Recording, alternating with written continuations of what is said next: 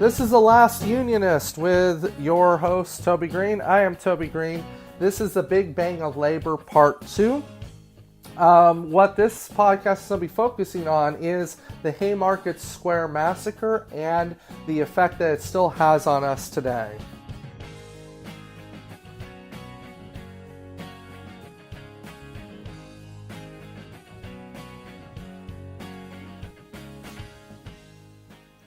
Man, I am happy with how I hit that.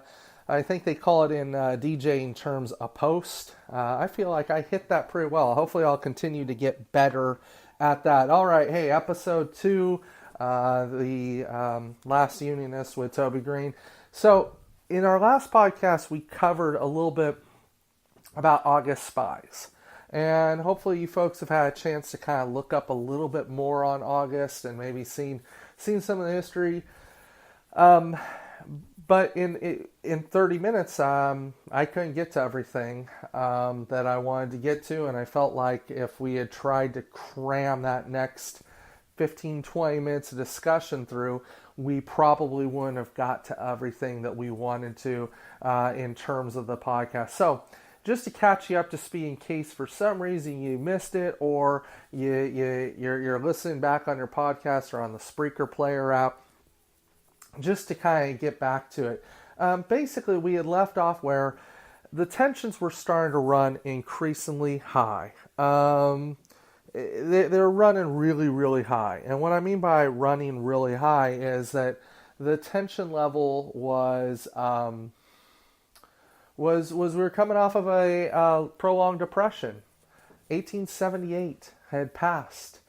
Things were turning around, going good, but corporations were like, and organizations were like, produce more, do it for less, rah, rah, rah. And they're really squeezing working people pretty hard during this point, working them longer, harder, for less money.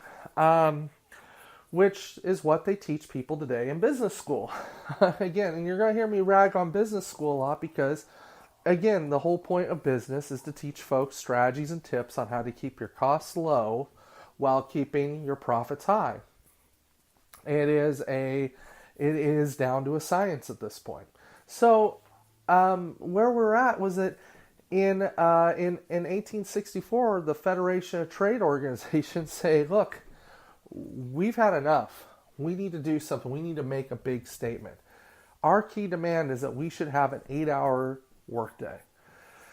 Now, we hear that today as modern people, and we go, well, if I don't get my 8 hours, or depending on where you're at, they work me over 40 hours. Bosses and companies always come up with ways to skirt around this, but generally speaking, they can't work you 12, 14 hours in a row or whatever. I mean, at some point, it's an 8-hour workday. And the concept was, and this was on banners, you could see this in the run-up to these protests was, and this was happening, by the way, globally. So let's just also, this wasn't just happening in Chicago, Illinois. This was happening in New York City. It was happening in Germany. It was happening in London, England. This was happening all around the globe. It was a massive pushback on exploitation. So what ended up happening was the run-up was, hey, 8 hours of pay, 8 hours of recreation, so we get to play, we get to do what we want, and then 8 hours of rest. This is what a 19th century labor activist wanted. 8 hours pay, 8 hours recreation, 8 hours rest, and 8 hours pay mean 8 hours work. That's what they considered a balanced life. And by the way, I think today, I know many people would love to have that same philosophy. So as we turn the corner into this situation, as we turn the corner into 1864, the Federation of Trade Organizations say, enough's enough. We're tired of being polite about it. We've done everything we can do. The bosses are beating us up. They're sending Pinkerton agents in. They're doing everything they can to disrupt us. General strike. It's happening across the country. We're going to do a general strike. We're going to do a one-day general strike. Now, if you hear this and you go, what the heck is a general strike? I'll just make it very clear. A general strike is basically a strike that takes place in all the major cities, and it stops production. And it's done not on an employer basis, like we're not trying to shut down Nike here, or it's done regionally. And it's done, every industry gets hit, and it sends a very profound message to the owners that, hey, you got to do something. And ultimately it sends a message to the government, you got to do something. So at this point in the struggle, this is what's going to happen. So they said, look, we know that we can't just put a flyer out. A few years ago during the Occupy movement, there was a call for a general strike, and it was the most ridiculous call because it was like, oh, what are we going to do next? General strike. And the concept was that people were so inspired by Occupy that why not have a general strike? Well, general strikes need to be planned. They're not just going to happen. They need to be planned. They need to be organized. The word needs to get out. And depending on where you're at and what's happening, general strike can either be massive or it can be small. The more effective ones, as the phrase goes, shuts things down. In this particular case, this was a massive strike, and people did want to do it. You had upwards to 300 to 400,000 workers general striking in New York City. In New York alone, you had massive general strikes on the Northeast coast. This was labor unleashed. And I used an analogy from the last podcast I'm going to bring back again, which is that, it's very much an analogy to, I live next to the Columbia River. It was a wild Columbia River that was just, that you read about in books. And when Lewis and Clark came out here, they were blown away by how strong the current of this river was. And today, you could basically, it's about as tranquil on those rivers today because there's about 14 to 15 different dams in place, which I'm grateful for because it produces electricity. On one hand, I'm grateful for it, but on the other hand, it's something else. It really restricts the river from its natural potency. And that's basically, labor was the Columbia River in its heyday. It was wild. People wanted it. There was hunger. We saw a little bit of this a few years ago with Occupy, although Occupy wouldn't be thought of as a labor strike, but it very much was. It was working people trying to unite on the basis of the 99% versus the 1%. And then you very, very quickly realize that the 99% versus the 1% is more of, I would say, probably 80% or 90% versus 6, 7, 8% versus 2% or 1% versus 0.001%.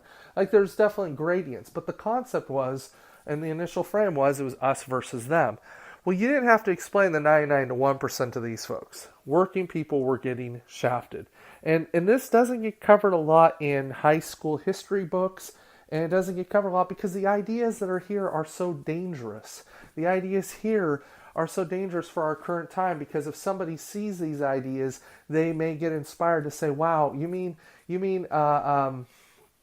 we don't have to sit aside. We can stand up for ourselves and not get pushed over by corporations who have moved the tax burden onto working people, and meanwhile they pay nothing, or leading us down tariffs, or leading us into bad policies and whatever. Yes, yes. If you had told this to the folks of that time, they would say to you, yeah, of course you do that. What are you going to do? You're just going to sit back and take it.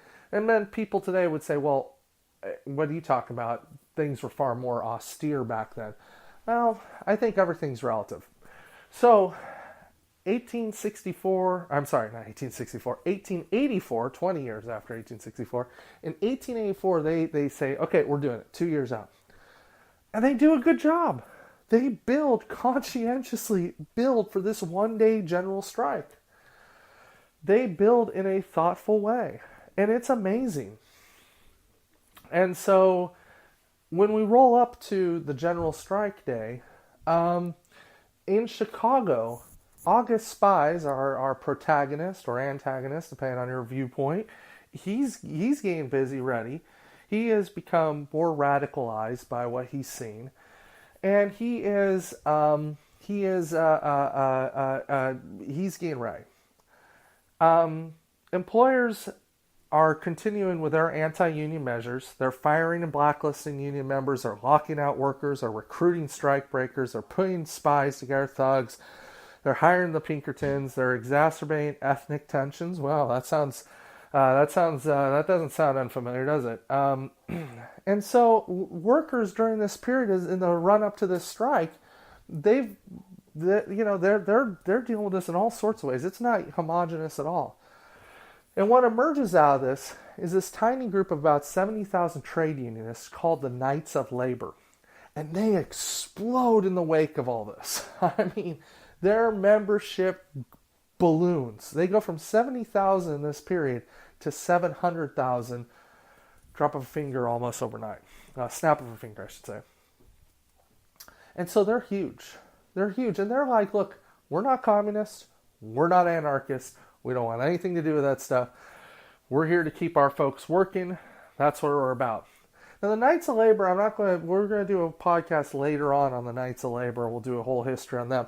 But just to give you kind of a skinny on the Knights of Labor, is that the Knights of Labor is, they're very close to as reformist as you get. But they are the building blocks. They are the fundamental building block of what eventually would become the American Federation of Labor, which we know today as the AFL, which we know more explicitly as the AFL-CIO. We're not big on spelling out acronyms here. We're just big on initials. So, at this point, in the run-up, we get to the May Day strike, and it's a huge general strike, or May 3rd. But there's this strike that's going on, and there's this major issue. On May 3rd, there were these striking workers that were working for McCormick Harvesting Machine Company plant. And there are molders at the plant. And they've been locked out. Now, you may not, here's what a lockout is. Imagine showing up to your job and the doors are locked. Like, huh? Why am I locked out? And the bosses go, well, you're locked out because we were trying to reach a deal with you and you didn't want to work for the wages we want. We put forward an offer we thought was fair and you folks rejected it. And we couldn't come to an agreement, but we can't go on like this. So we're locking you out. Take care. Bye-bye. This had another profound impact, was that these folks, by May 3rd, they have been locked out. And not only have they been locked out, the company locked them out and took in strike breakers. Now, what's a strike breaker? A strike breaker is as it sounds. They are working people who have been brought in to break the strike. They're also known sometimes as scabs. They've been brought in to break the strike. And fundamentally speaking, this thing was a cluster.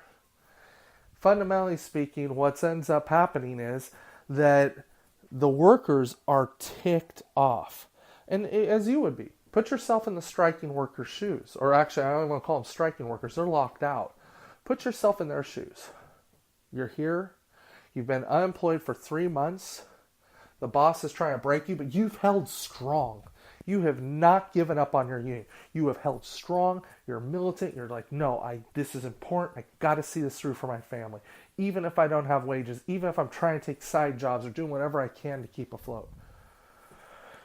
So, where are we at? So, these are predominantly Irish American workers, and the Pinkerton guards are coming in there and they're beating the hell out of them. This event, along with the 8-hour militancy of the McCormick workers, had gained the strikers some respect and notoriety around the city. Pretty much they were respected. The people were like, it really sucks. So by the time of the 1886 general strike, strikebreakers entering McCormick plant were under protection. They had over 400 police officers there to get these strike-breaking workers in. The level of rage and anger that a locked out worker has, seeing these people gain ushered in, nice little police escort going in, must have been tremendous. It must have been above the charts because these people don't have a right